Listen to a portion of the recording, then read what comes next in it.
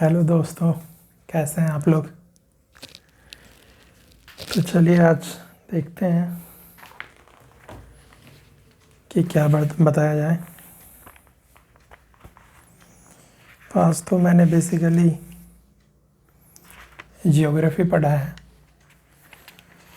But कल मैंने बोला था आप लोगों को नेशनल क्रिटिकल मिनरल मिशन के बारे में। थोड़ा सा बेसिक देख लेते हैं उसके बारे में हम लोग पहले।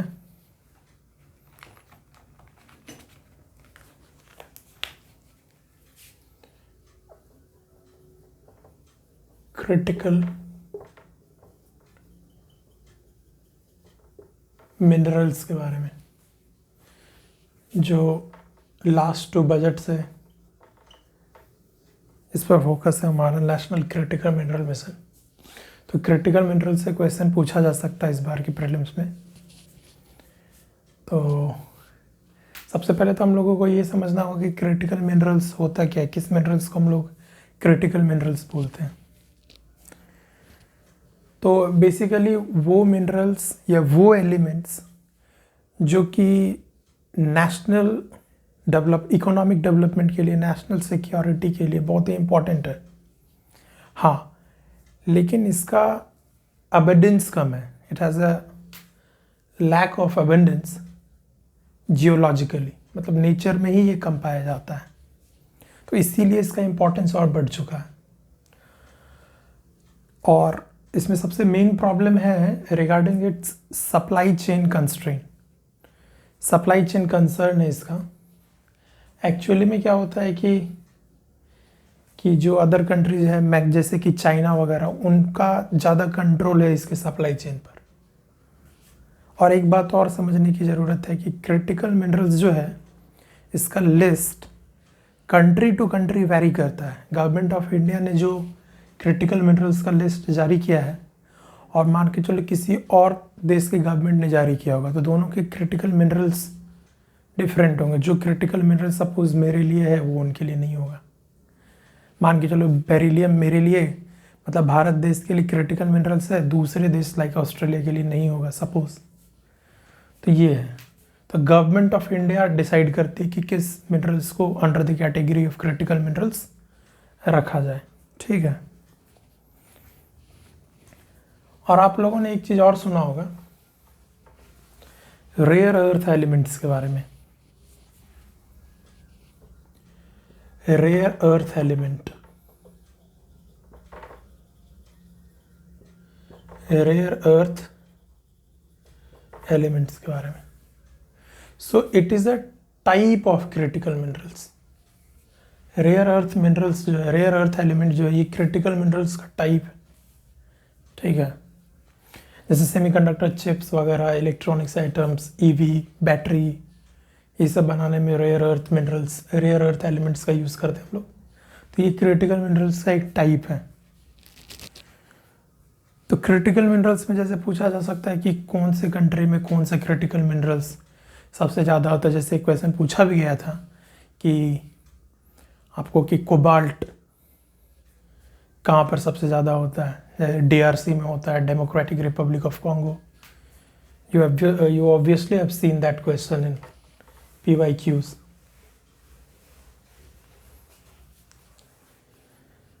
सो जो हमारे देश का क्रिटिकल मिनरल्स है, तो उसको याद करने का एक टेक्निक है। बेसिकली इन नंबर देखिए तो 30 क्रिटिकल मिनरल्स हैं। एक टेक्निक है कि जैसे कि आप याद कर सकते हो उसको, क्रिटिकल मिनरल्स को। ए सबसे पहले आता है, फिर B सेकंड में आता है, तो 2 बार B, फिर C आता है, 3 टाइम्स C। उसके बाद आपको G, ट्रिपल G एक बॉक्सर हुआ करता था इफ यू रिमेंबर। तो ट्रिपल G, उसके बाद ट्रिपल G, एंड देन आपको बॉक्सर है ट्रिपल G, तो फाइटिंग करते करते वो हाँफने लगा, तो उसके बाद हैफनियम, फिर उसके हाँफते हाँफते वो इंडिया आ गया, तो इंडियम। ये सब name of the critical minerals हैं। ठीक है। और उसके बाद आपको लिथियम मॉलिब्डेनम, लिथियम मॉलिब्डेनम। उसके बाद एम हो गया, एम के बाद N, double N, double N, triple P, double N, triple P, double R, 2 बार आ रहे हैं। अब जिसमें कि एक आर हमने पहले ही बता दिया आपको, रेयर अर्थ एलिमेंट, एक आर पहले ही बता चुके हैं ना आपको अभी। तो double N, triple P, double R, P जो है ट्रिपल पी है। ट्रिपल पी कैसे याद रखोगे? PPP model, you remember, you must have studied PPP model, public private partnership model. तो पीपीपी इसलिए पी 3 बार आएगा, लेकिन उससे ऊपर जो एन है 2 बार आएगा, आर भी 2 बार आएगा। ठीक है। एस की बात करें तो एस भी आपको 3 बार आएगा, triple S, triple triple S. T20 होता है ना, T20, तो 5, T5 बार आएगा।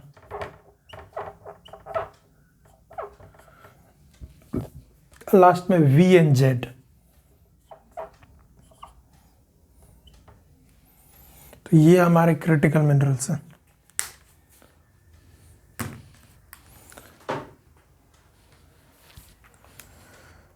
तो ए से क्या है?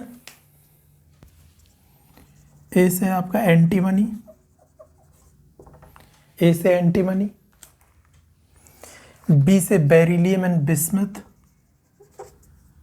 Beryllium and bismuth.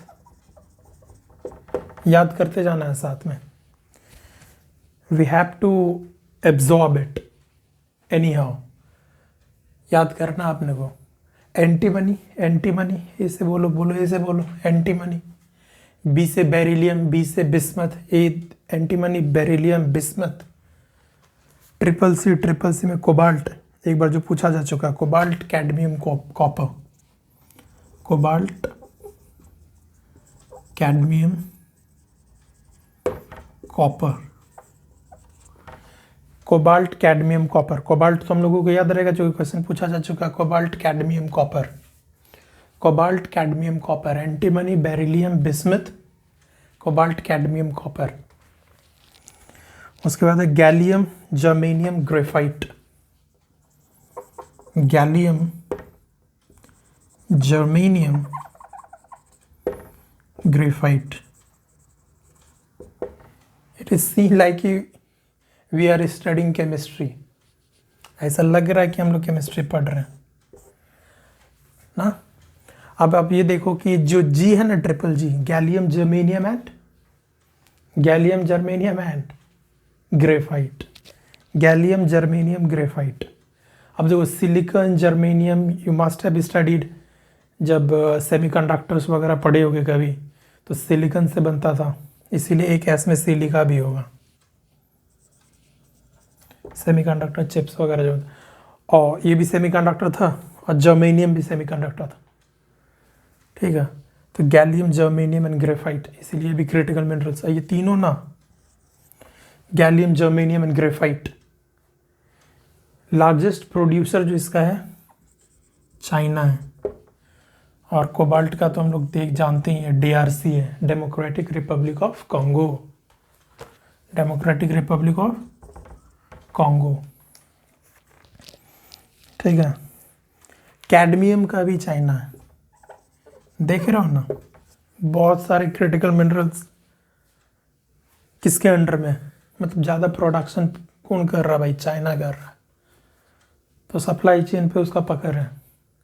Rare earth minerals जो है, ये rare earth elements, 63% of rare earth mineral is extracted from China. It is produced from China, and 90% processing of rare earth elements is done by China.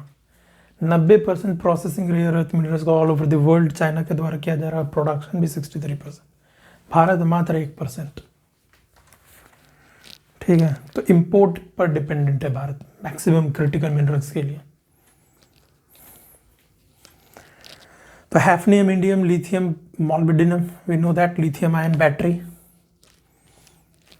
Nickel, niobium, nickel and niobium, nickel and niobium, nickel and niobium. ठीक है, nickel and niobium. Nickel जो है Indonesia में सबसे ज़्यादा होता है मतलब कि सबसे ज़्यादा प्रोड्यूस करता है निकेल। कौन? इंडोनेशिया। नामीबियम कौन करता है भाई? Brazil. See, we have to remember it anyhow, याद तो करना ही है भाई। ऑस्ट्रेलिया, ये तो याद कर ही लेना। Lithium Australia. और ऐसे लिथियम का एक लिथियम ट्रायंगल भी यू माइट हैव रेड कि एक लिथियम ट्रायंगल भी होता है ना, ABC, Argentina, Bolivia and Chile. Let me see, Chile था कि कोलंबिया था? एक तो अर्जेंटीना है, एक बोलिविया है, एक शायद चिली है कि कोलंबिया है, साउथ अमेरिकन कंट्री है ये। देख लेते हैं, गलत बताने से अच्छा है कि देख लिया जाए।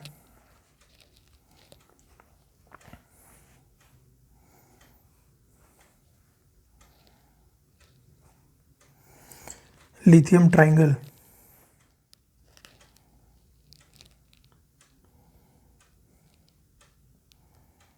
हाँ चिली है। साउथ अमेरिकन कंट्री देखोगे ना तो अर्जेंटीना, बोलिविया और चिली ही दिखेगा। चिली है, Argentina, Bolivia and Chile, lithium triangle. वैसे सबसे ज़्यादा प्रोडक्शन कहाँ पर हो रहा है? वहाँ पर लिथियम मिल रहा है अर्जेंटीना, बोलिविया एंड चिली में, लेकिन सबसे ज़्यादा लिथियम प्रोडक्शन ऑस्ट्रेलिया कर रहा है। इसीलिए वेरी वेरी इंपॉर्टेंट ऑप्शन मान के चलो यही चारों देगा, लिथियम ट्रायंगल लोग पढ़ के जाते हैं, लेकिन मैक्सिमम प्रोडक्शन ऑस्ट्रेलिया करता है।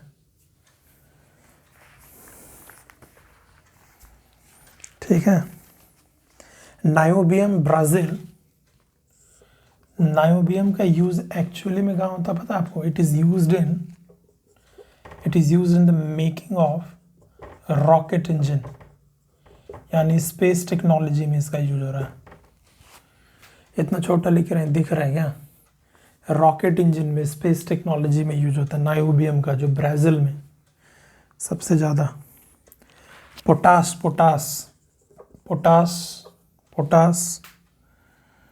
फॉस्फोरस, ये सब तो वो हो गया भाई, NPK फर्टिलाइजर वाला, नाइट्रोजन, फॉस्फोरस, पोटास, फॉस्फोरस वगैरह फर्टिलाइजर बनाने में यूज होता है। एंड हाँ, तीसरा वाला आपको पता है क्या है? PGE है, PGE, platinum group of elements, जैसे गोल्ड वगैरह सब जैसे क्या होता है, तो ये P से जो तीसरा P है, platinum group of elements. Platinum मतलब ज्वेलरी वगैरह जो बनता है, जैसे कि सिल्वर, गोल्ड, प्लैटिनम सबसे महंगा जो होता है, तो वो भी रेयर अर्थ एलिमेंट।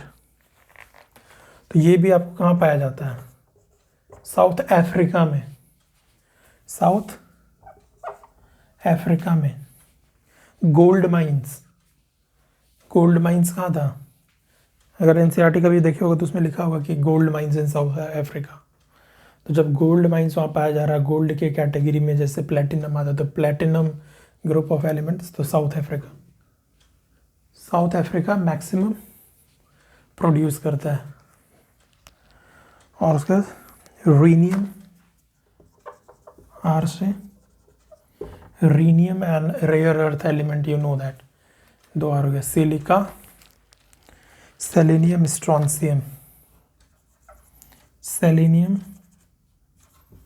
स्ट्रॉन्सियम, चल भाई, एक बार देखते हैं। ए से एंटीमनी बेरिलियम, ए एंटीमनी बेरिलियम बिस्मथ, सी से 3 था, एक कोबाल्ट था और एक क्या था, cobalt cobalt cobalt cadmium, cadmium China, cobalt DRC, और एक सी से क्या था, कोबाल्ट कैडमियम और कुछ तो था यार, copper copper copper copper age, copper age पढ़े होगे। कॉपर एज के बाद ब्रॉन्ज एज आया था ना। फिर उसके बाद आयरन एज आया था। आयरन एज भी न्यूज़ में चल रहा होगा तो आज ही बताएंगे। Gallium germanium graphite, gallium germanium, hafnium indium lithium molybdenum nickel niobium potash phosphorus platinum uranium silica selenium strontium.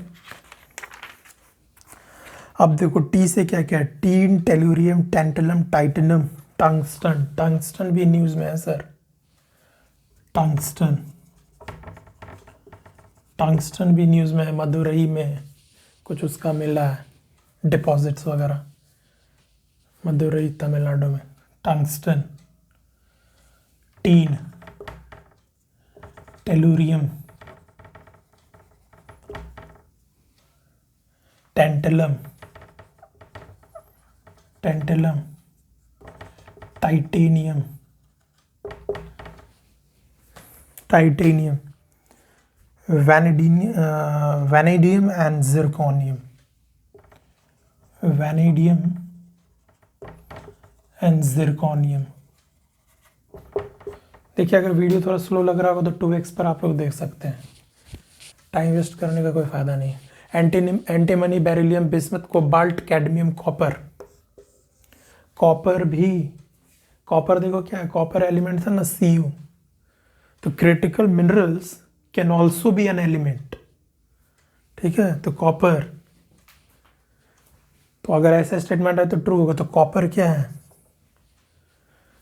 Copper तो लगता है ना कि कॉपर बहुत पाया जाता है कॉपर, लेकिन वो क्रिटिकल मिनरल्स है। Gallium germanium graphite, hafnium indium lithium, lithium lithium molybdenum, nickel niobium, potash phosphorus platinum South Africa, rare earth element, ये सब तो चाइना ही पर ही होगा इसका ज़्यादातर। Silica selenium strontium, tin tellurium, tin भी देखो SN, टीन भी एलिमेंट है, टीन भी आपका क्रिटिकल मिनरल्स है। टंगस्टन भी है, ठीक है। और कुछ कुछ तो इसमें ऐसे हैं कि जो कि इंडिया 100% इम्पोर्ट करता है। अगर ऐसा स्टेटमेंट देखिए, all the critical minerals are 100% totally imported by India, तो कोई मतलब ऐसा नहीं, कुछ ही है इसमें से जो कि इंडिया 100% इम्पोर्ट करता है। जैसे कि बेरिलियम, बेरिलियम जो इंडिया 100% इम्पोर्ट करता है, 100% इम्पोर्ट करता है बेरिलियम, ठीक है। बेरिलियम, बेरिलियम, कोबाल्ट, कोबाल्ट भी 100% इम्पोर्ट करता है इंडिया। बेरिलियम, कोबाल्ट, जर्मेनियम भी, जर्मेनियम भी 100% इम्पोर्ट करता है। जर्मेनियम, लिथियम, लिथियम भी 100%।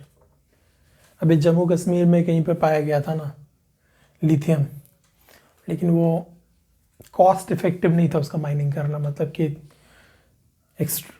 थोड़ा सा हैफ हज़ार्ड वे में होगा, मतलब कि उतना हाई क्वालिटी का नहीं होगा लिथियम।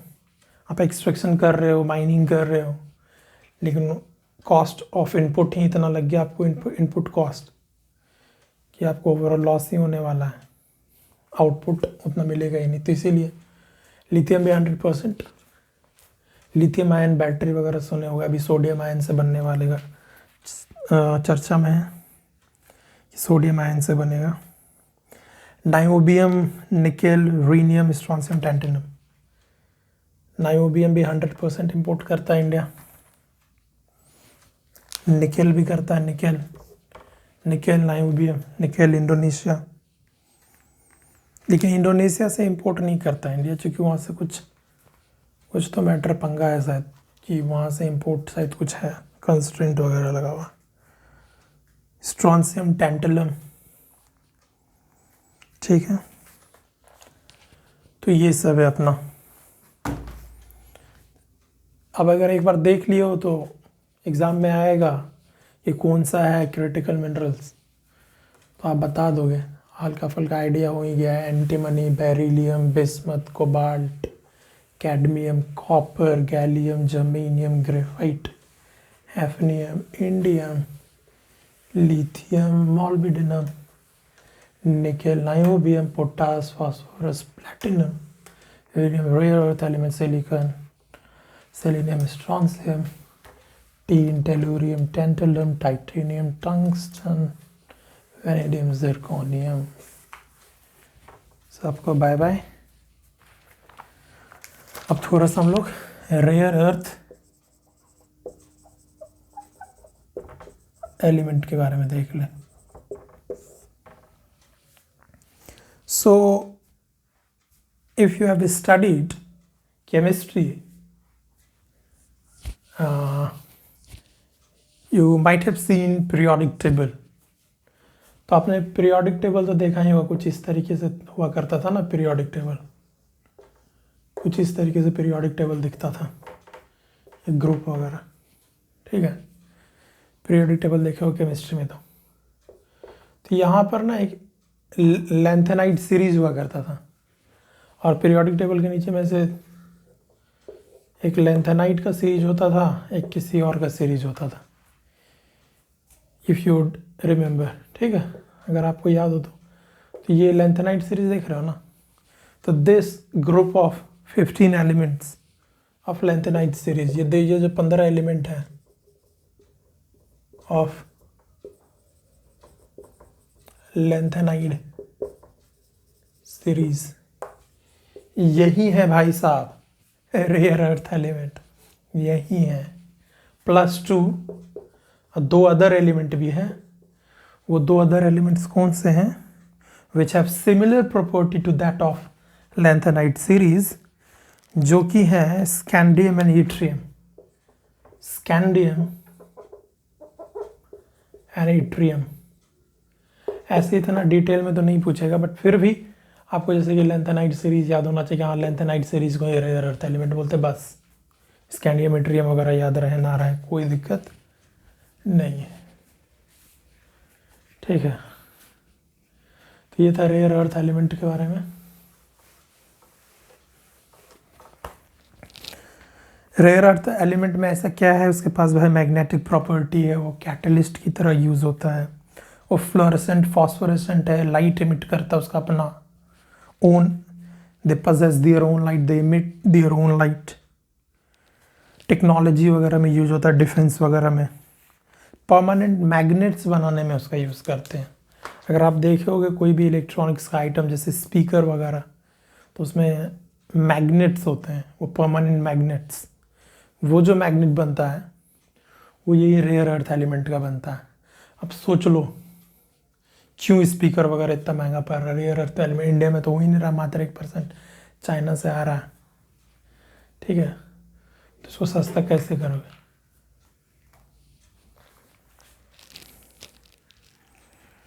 ठीक है, तो 1000 बार बोल दिए हम कि 63% चाइना, 1% इंडिया प्रोड्यूस कर रहा है।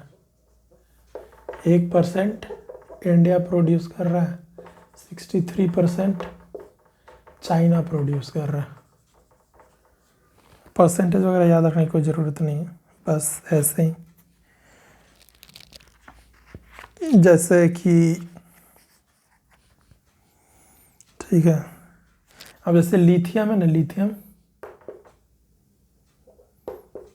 बाइपोलर डिसऑर्डर अगर हो जाता है, बाइपोलर डिसऑर्डर का नाम आप सुने होंगे। बाइपोलर डिसऑर्डर कुछ ब्रेन से रिलेटेड, तो लिथियम का यूज किया जाता है इसको फॉर इट्स ट्रीटमेंट। जैसे कि कैंसर के लिए कोबाल्ट का यूज करते थे शायद, कैंसर के लिए कोबाल्ट का यूज होता है, बाइपोलर डिसऑर्डर के लिए लिथियम का यूज होता है।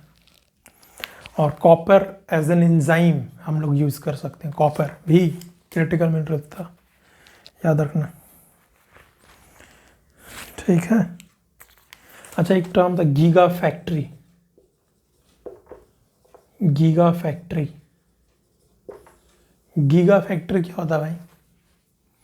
जहाँ बैटरी बनता है, बैटरी लार्ज स्केल में जहाँ पे बैटरी बनता है ना, उस factory giga factory. Giga watt power का यूनिट है, गीगा वॉट। ठीक है, तो गीगा फैक्ट्री।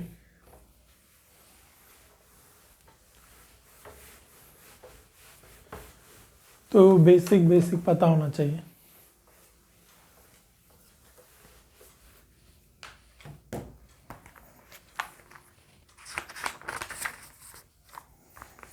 और तो क्या ही है, तो यही सब है।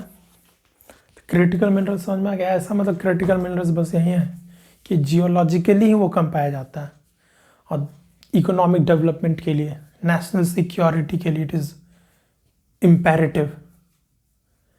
लेकिन सप्लाई चेन कंसर्न है, उसका कॉम्प्लेक्स वैल्यू चेन है, दैट्स वाई इसका नाम, इस मिनरल्स, इस तरीके के एलिमेंट्स को हम लोग क्रिटिकल मिनरल्स बोले। तो देखिए कितने मिनट का वीडियो बन गया।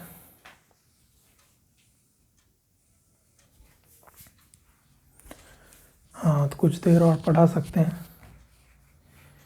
तो और क्या पढ़ाया जाए?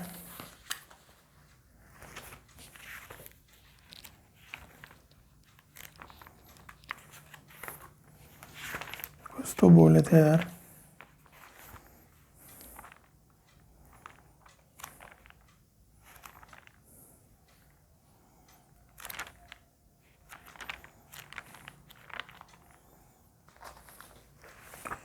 क्या पढ़ा दे?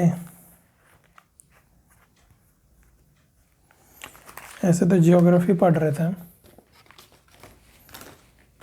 तो जियोग्राफी में कुछ बेसिक बता देते हैं, जैसे कि जहाँ पे कंफ्यूजन होता है, जैसे कि लाइट ईयर। ये बताइए कि light year is measure of what? Light year is unit of what?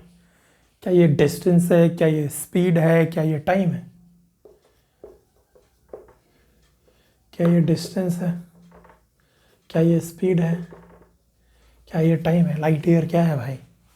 Year देख के क्या बोलोगे? टाइम है, लेकिन टाइम नहीं है ये सर, ये डिस्टेंस है। लेकिन कैसे याद रखोगे कि डिस्टेंस है, कि टाइम है, कि स्पीड है? अच्छा ये बताओ, जब आप लोग लाइट चैप्टर पढ़े होगे, तो लाइट चैप्टर में लाइट की कौन से प्रॉपर्टी के बारे में आप पढ़े? क्या आप डिस्टेंस ऑफ लाइट पढ़े? क्या आप टाइम ऑफ लाइट पढ़े? क्या आप स्पीड ऑफ लाइट पढ़े? We all studied light chapter, तो उसमें हम लोग स्पीड ऑफ लाइट पढ़े 3 × 10⁻⁻10 metre per second. We all know that. तो स्पीड के बारे में पढ़े ना सर। तो यहाँ पर लाइट मतलब स्पीड। ईयर तो पता ही है, year is the unit of what? It is a measure of time. तो स्पीड इनटू टाइम, ये स्पीड है, ये टाइम है। मैथमेटिकल फार्मूला लगा दो, distance is equal to speed into time. तो ये क्या हो गया? स्पीड इनटू टाइम, यानी कि लाइट ईयर क्या हो गया आपको? डिस्टेंस हो गया। तो इस तरीके से आप दिमाग में रख सकते हो। अब इसी के बेसिस पे वी कंक्लूड कि कुछ अप्रॉक्स अराउंड 8 मिनट लगता है सनराइज को अर्थ पे पहुंचने में। कैसे पता कर लेते हैं? अपने को क्या पता है, ये सन है, ये अर्थ है, उसके बीच का डिस्टेंस अपने को पता है। अब देख भाई, ये डिस्टेंस अपने को पता है, और लाइट ईयर अपने को पता है, ये होता है शायद 9.46 × 10⁻15 मीटर। 9.46 × 10⁻15 मीटर। इतना डिस्टेंस ट्रैवल करने में 1 साल लगता है। लाइट को 9.46 × 10⁻15 मीटर डिस्टेंस ट्रैवल करने में 1 साल लगता है। इसका डेफिनेशन से we come to this point. और इसके बीच का डिस्टेंस अपने को पता रहता है, सन और अर्थ के बीच का डिस्टेंस। तो 1 साल में इतना डिस्टेंस लगा, मतलब कि इतना डिस्टेंस ट्रैवल करने में 1 साल लगा। तो बताओ इतना डिस्टेंस ट्रैवल करने में क्या यूनिटरी मेथड लगा हो आपको? अराउंड 8 मिनट, कुछ 8.331 मिनट निकल कर आ जाता है, इतना टाइम लगता। एक तो ये बेसिक मतलब लाइट ईयर का कॉन्सेप्ट था, ठीक है। और क्या था, एक था आपको एक था नेब्यूलर हाइपोथेसिस।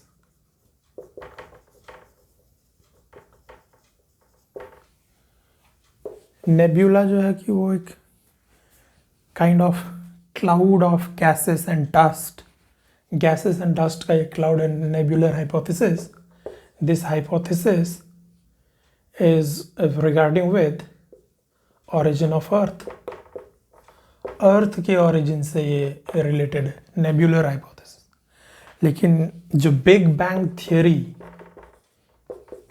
जो आप पढ़े हो, बिग बैंग थियरी, जिसको कि हम लोग एक्सपैंडिंग यूनिवर्स थियरी बोलते हैं।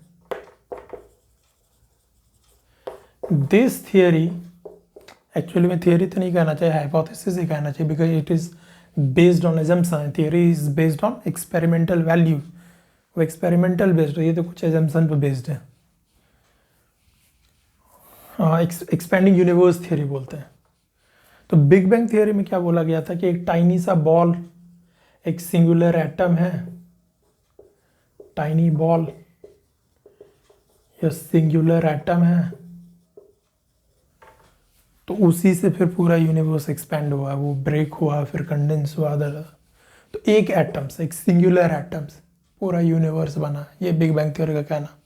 मतलब कॉन्सेप्ट ऑफ सिंगुलैरिटी, इसको हम लोग क्या बोलते हैं, एक एटम से जो बना, इसी को बोलते हैं कॉन्सेप्ट ऑफ सिंगुलैरिटी। तो अगर आपसे पूछा जाए कि singularity sometimes seen in the news, it's related to what, तो it's related to the observation of universe, it's related to the understanding of universe. Universe से रिलेटेड है सिंगुलैरिटी का कॉन्सेप्ट। स्ट्रिंग थियरी भी न्यूज़ में कभी सुने होंगे आप लोग, स्ट्रिंग थियरी, ये भी यूनिवर्स से रिलेटेड। लेकिन nebular hypothesis is related to origin of earth, ठीक है। तो अलग अलग चीज़ के लिए अलग अलग हाइपोथेसिस है, हल्का याद रखना होगा। उसी तरीके से ओरिजिन ऑफ सोलर सिस्टम के लिए कुछ है, ओरिजिन ऑफ प्लैनेट के लिए, ओरिजिन ऑफ प्लैनेट के लिए कुछ है, कुछ कुछ तो है सब में। और क्या क्या बताया जाए, और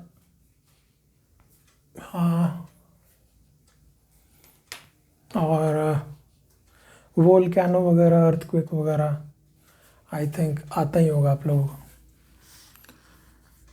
फिर भी अगर अर्थक्वेक, चलो अर्थक्वेक को देखते हैं। अर्थक्वेक में एक बॉडी वेव्स होता है, एक होता है, बोलो बोलो क्या होता है, सरफेस वेव्स होता है। एक बॉडी वेव्स होता है, एक सरफेस वेव्स होता है। तो body waves is faster than surface waves, body waves faster है। अब जैसे कि ये भाई अर्थ है मान ले, ठीक है, तो मान के चलिए यहाँ से अर्थक्वेक आया, तो ये फोकस कहलाएगा, और यहाँ पे एपी सेंटर कहलाएगा, ठीक है। तो जहाँ पर एनर्जी रिलीज होता है, जहाँ से वेव्स जनरेट होना स्टार्ट होता है, focus, the point inside the earth is focus. Focus को हम लोग हाइपोसेंटर भी बोलते हैं। विल सी की हाउ टू रिमेंबर इट, अभी हम लोग देखेंगे कि इसको कैसे याद रखना है। तो चलो देख ही लेते हैं पहले कि इसको कैसे याद रखोगे। अभी अगर आप पढ़ोगे, कभी न कभी बायोलॉजी तो पढ़े होगे, तो उसमें आप लोग एपिडर्मल सेल पढ़े होगे, हाइपोडर्मल सेल पढ़े होगे। तो हाइपो जो सरफेस पर जो स्किन जो होता है उसको एपिडर्मल सेल बोलते हैं। सरफेस वाला स्किन पर जो सेल होता है एपिडर्मल सेल, एपी सरफेस पर, और हाइपोडर्मल सेल हाइपो मतलब क्या होता है, बीनीथ। जो एपिडर्मस सेल है उसके अंदर वाला जो सेल है स्किन में, जो डर्मा है स्किन, तो हाइपो मतलब होता है बीनीथ। तो वही बात है, एपिडर्मस है तो एपी मतलब सरफेस पर, तो इसीलिए एपी सेंटर सरफेस पर, अब बीनीथ अंदर वाला फोकस जो है हाइपो। और इसको आप कैसे याद रख सकते हो, another way that is the easiest way to remember it, to grasp it.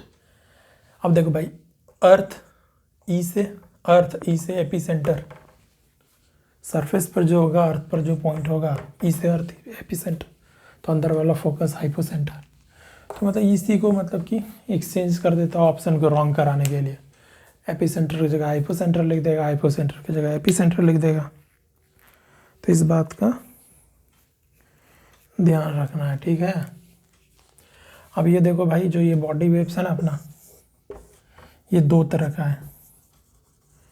एक प्राइमरी वेव्स है जिसको कि हम लोग अपन पी वेव्स भी बोलते हैं, और दूसरा ना भाई सेकेंडरी वेव्स है जिसको कि अपन एस वेव्स बोलते हैं। तो प्राइमरी नाम है तो obviously primary is faster than secondary wave. Secondary है प्राइमरी है, नाम ही क्यों रखा गया उसका प्राइमरी और सेकेंडरी, क्योंकि प्राइमरी वेव्स फास्टर है। तो ये primary secondary waves,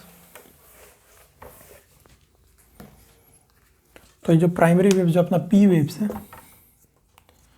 P waves जो ये लॉन्गिट्यूडिनल वेव का कैरेक्टरिस्टिक रखता है, ये लॉन्गिट्यूडिनल वेव है। लेकिन जो एस वेव है अपना, वो आपको ट्रांसवर्स वेव्स। अब क्वेश्चन आता है कि what is longitudinal wave, what is transverse wave. Longitudinal, long word है, लॉन्ग लॉन्ग लॉन्ग, लॉन्ग का मतलब क्या था, लंबा, ठीक है। तो लॉन्गिट्यूडिनल वेव उस वेव को कहते हैं in which the motion of the wave, the propagation of the wave is in the same direction as that of a propagation of the particles of the medium. जिस direction में medium का particle vibrate करेगा ना sir, उसी direction में wave भी propagate करेगा, same direction. अगर पार्टिकल है ये इस डायरेक्शन में मूव कर रहा है, टू एंड फ्रो, तो वेव्स भी इसी डायरेक्शन में मूव करेगा। अगर पार्टिकल इस डायरेक्शन में मूव कर रहा है तो वेव्स भी इसी डायरेक्शन में मूव करेगा, तो वो लॉन्गिट्यूडिनल वेव्स कहलाता है। हम लोग पढ़े हैं बचपन में कि साउंड वेव्स को लॉन्गिट्यूडिनल वेव बोलते हैं। Sound wave is a type of longitudinal wave, और ये हम लोग भी पढ़ रहे हैं, क्या पढ़ रहे हैं, primary waves is a type of longitudinal waves, ठीक है। लॉन्गिट्यूडिनल वेव समझ में आ गया। लॉन्गी प्राइमरी साउंड वेव्स के बारे में पढ़े होंगे आप लोग कि सॉलिड मीडियम में वो ना सबसे ज़्यादा फास्ट ट्रैवल करता है, फिर लिक्विड मीडियम में, फिर गैसियस मीडियम में, सॉलिड मीडियम में ज़्यादा। हम लोग जैसे बोल रहे हैं तो ये तो गैसियस मीडियम में, वैक्यूम में तो ट्रैवल करता ही नहीं है, वो तो इलेक्ट्रोमैग्नेटिक वेव्स करता है, लाइट वेव्स करता है। तो गैसेस हम लोग जैसे बोल रहे हैं। फिर जो तबला, गिटार, सितार से जो साउंड निकलता है सॉलिड मीडियम से, तो वहाँ पे फास्टर साउंड वहाँ जो जनरेट होता है वहाँ पे फास्टर मूव करता है, स्पीड ज़्यादा है सॉलिड मीडियम में, चूँकि मीडियम की रिक्वायरमेंट है, और जितना ज़्यादा क्लोज पार्टिकल होगा और उसी डायरेक्शन में पार्टिकल्स को मूव करना है, जिस साउंड वेव्स उसी डायरेक्शन में मूव करेगा जिस डायरेक्शन में पार्टिकल्स मूव करेगा, और पार्टिकल एकदम क्लोज जहाँ ज़्यादा मिलेगा वहाँ ना फास्ट मूव करेगा, उसको तो चलने के लिए पाथ चाहिए, और सॉलिड में क्लोज है तो तुरंत जाएगा। मतलब थोड़ा सा कॉमन सेंस लगाओगे तो you will absorb this point, कर लोगे आप लोग इस पॉइंट को एब्जॉर्ब, नहीं तो रटना पड़ेगा। हाँ, और ये एस वेव्स क्या है अपना, हाँ ट्रांसवर्स वेव है। ट्रांस वर्ब पढ़े होगे भाई ऑर्गेनिक केमिस्ट्री में। कल एक बच्चा आया था मेरे पास, 12th कर रहा था नीट कोटा का, पूछ रहा था कि ऑर्गेनिक केमिस्ट्री को कैसे पढ़े। जो बकवास नहीं करते हैं। हाँ, तो उससे याद है ऑर्गेनिक केमिस्ट्री बोला था ना, इसीलिए वहाँ से सिस ट्रांस याद आ गया कि ऑर्गेनिक केमिस्ट्री में पढ़े हो गया अलग अलग अलग अलग। तो सिस ट्रांस तो सेम में जो था सिस ट्रांस का मतलब, अब जो नहीं पढ़े हैं केमिस्ट्री वगैरह तो उसके लिए ट्रांस, इंग्लिश तो पढ़ रहे हैं अपन, तो हम लोग जैसे क्या करते हैं ट्रांसलेट, ट्रांसफॉर्म, तो ये सब वर्ड अगर देखोगे कि ट्रांसलेट, ट्रांसफॉर्म, इन सब वर्ड में ट्रांस वर्ड आता है ना सर। तो अब देखो ट्रांसलेट में क्या कर रहे हो आप, इंग्लिश से हिंदी, हिंदी से इंग्लिश में ट्रांसफर, एकदम मतलब कि पूरा जज्बात ही बदल डाल रहे हो, चेंज कर दे रहे हो एकदम 360 डिग्री, 90 डिग्री, 180 डिग्री, ट्रांसफॉर्म एकदम चेंज कर देना है। तो इसीलिए तो उसी से याद कर लो, ट्रांसफॉर्म जैसे ट्रांसलेटिव है, तो पार्टिकल अगर इस डायरेक्शन में वाइब्रेट करेगा तो उसके परपेंडिकुलर डायरेक्शन में वेव का मोशन होगा। अगर पार्टिकल इस डायरेक्शन में वाइब्रेट करेगा तो इसके परपेंडिकुलर डायरेक्शन में, मतलब परपेंडिकुलर होगा, एकदम ऑपोजिट परपेंडिकुलर। किसका, कौन कौन एक दूसरे के परपेंडिकुलर, पार्टिकल्स का मोशन, मीडियम्स का पार्टिकल एंड वेव।